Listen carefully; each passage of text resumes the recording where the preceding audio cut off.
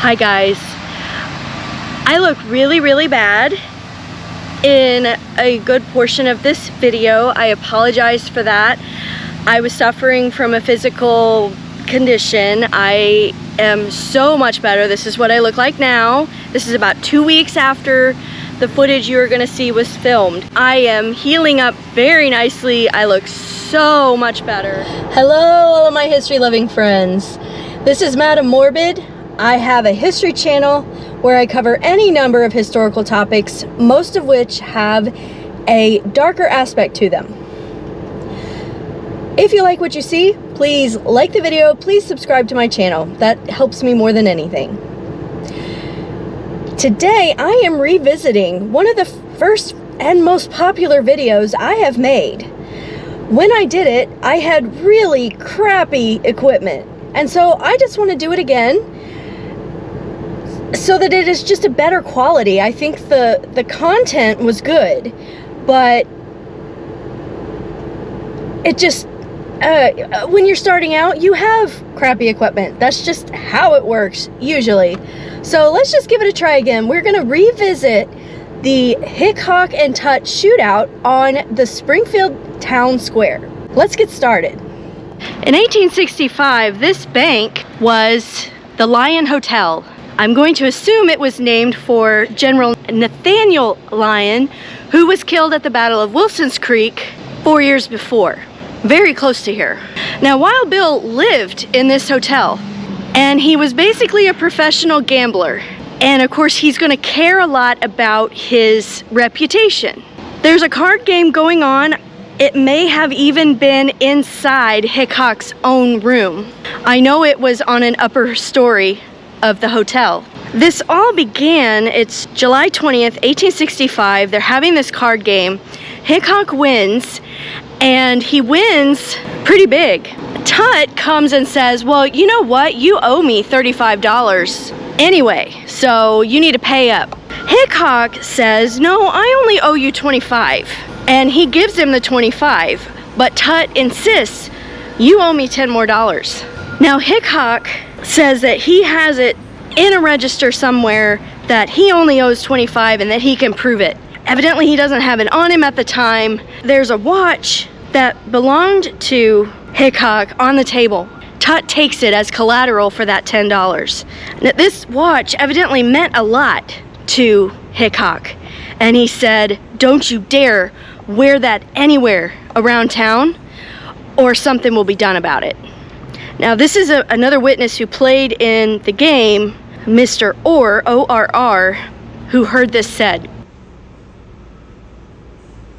The next day, on the 21st, Hickok came out of this hotel and walked toward the square. After their dispute, Tut, the next day, did exactly what Hickok had warned him not to do. He took the watch and he showed it off to everybody he could. He wore it. Apparently his family members were taunting Hickok. And he must have got word that Tut was going to be coming this direction, because he walked just the way we are right now.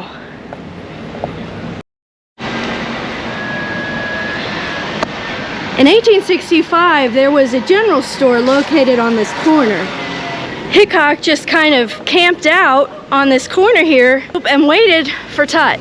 One witness saw Hickok sitting here and asked him what he was doing, and he said he was waiting for Tut, that Tut and his family had been abusing him.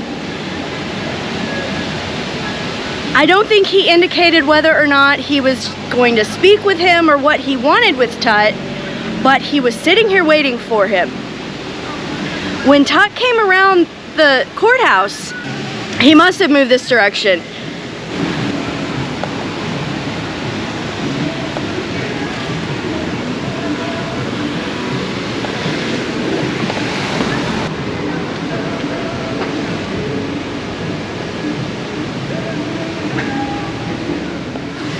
Hickok was standing right here.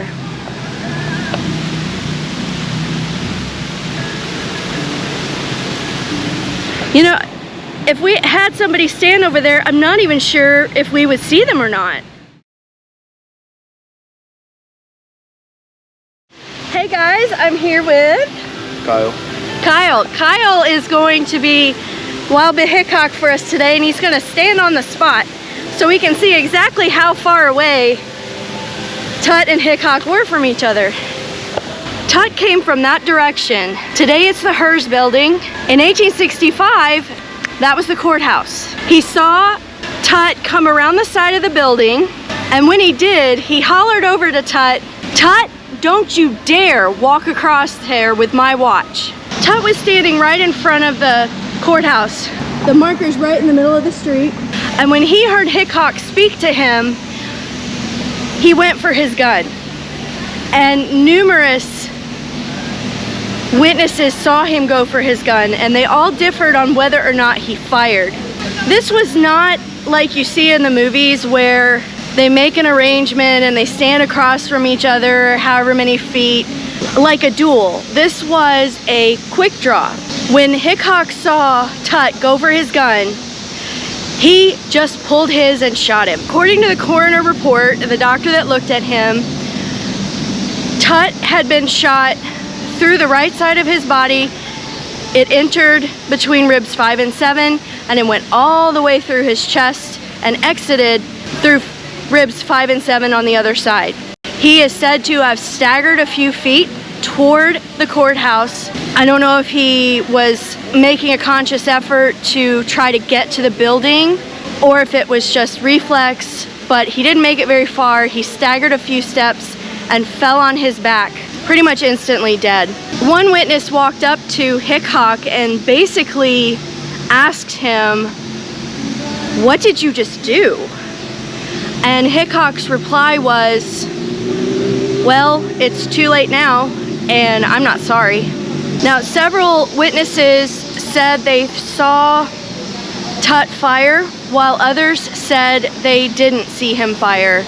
No one heard a second shot, so it's possible they literally fired at the same moment, and Tut missed, and Hickok obviously didn't. I mean, Hickok, I cannot even believe he made the shot. I could barely see Kyle, who was standing over there for me to show where Hickok was standing. Now, there would not have been anything in the way of seeing him. It would have been an absolutely clear shot with nothing in the way. Obviously now there are trees everywhere, the ground isn't even level anymore, but still he was very small over there, and I'm wearing contacts. I mean, he had to have had absolutely perfect vision. It kind of boggles my mind, honestly. I'm now going to follow the route that was taken when they moved his body. So they checked out Tut, and he was dead. He would have been lying somewhere in there, and then they would have taken his body around this way by the courthouse. I personally think there was much more going on here than just a watch. Certainly it was that whole 19th century man macho thing.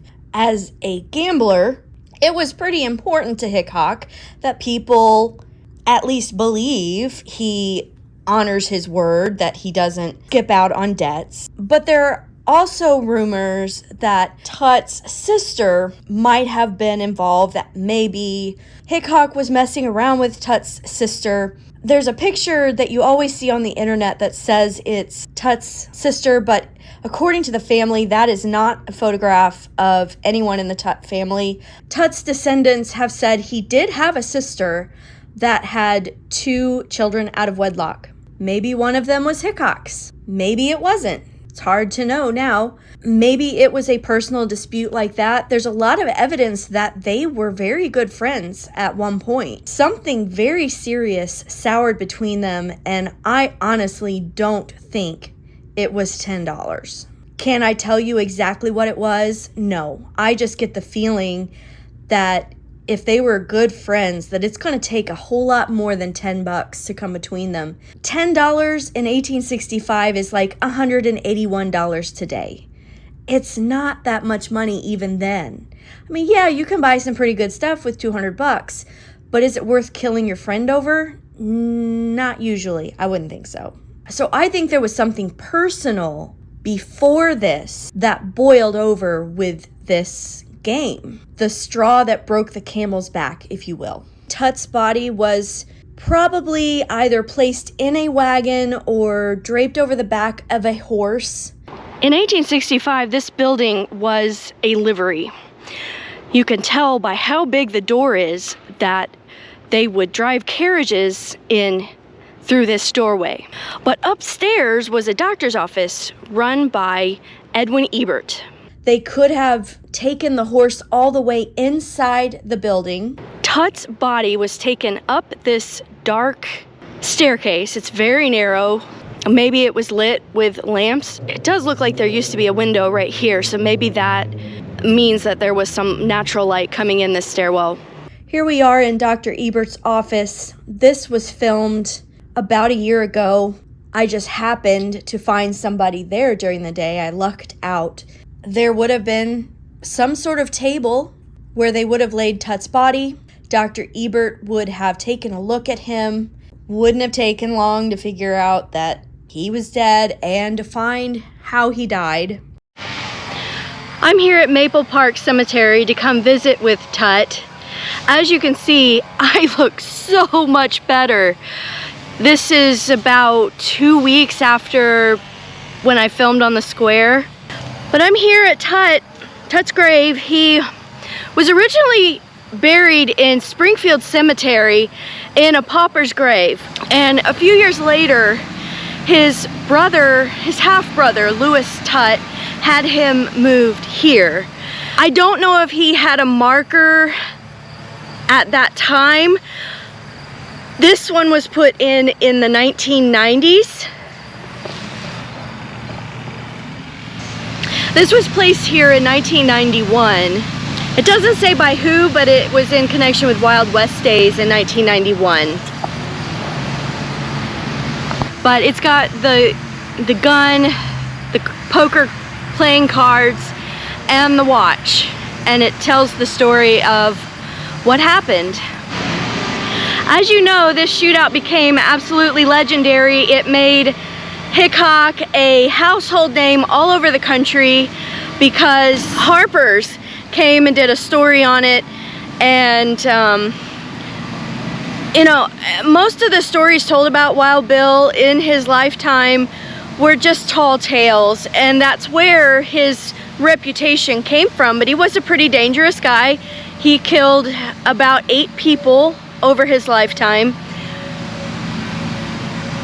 But you know, all the shootouts we see in movies, a lot of them come from this shootout. To watch westerns, you would think this happened all the time, but it was actually extremely rare. And that's why this one is so legendary, because it is a documented case of an actual quick draw duel to the death. And Hickok came out on top. But you know, Tut got a little bit of immortality out of this too. We all know his name from this legendary shootout. It is a tragedy that he left this world at 24 years old over a matter of $10 or a fight over the honor of his sister. We really don't know exactly. The $10 was the straw that broke the camel's back, and it cost him his life. I thank you so much for joining me today. I've had a lot of fun revisiting this shootout. I hope you have enjoyed returning to this topic. I'm gonna do a lot more Wild West kinds of stories. I'm headed to Coffeyville next Wednesday to look at where a couple of the Dalton brothers lost their lives. 4 members of the gang were killed in a disastrous bank robbery. I really look forward to that. That's gonna be really cool, and I hope to see you there. Thanks for giving me your time. I'll see you next time. Well, that was totally bizarre. I absolutely did not think that would happen. I came here to look at the Elvis suite, and come to find out they have a Hickok suite as well. Please enjoy this and know that next week the video is going to be all about Elvis and his 1956 visit to Springfield and performance at the Shrine Mosque. This was the hotel he stayed at, and they have a special suite just made up in the room that was his. But they also had a Hickok suite, and he invited me to look at that. So since I was working on a Hickok video this week, I said, oh, sure. Well, your timing couldn't be any better. So enjoy the Hickok suite here at the Rail Haven.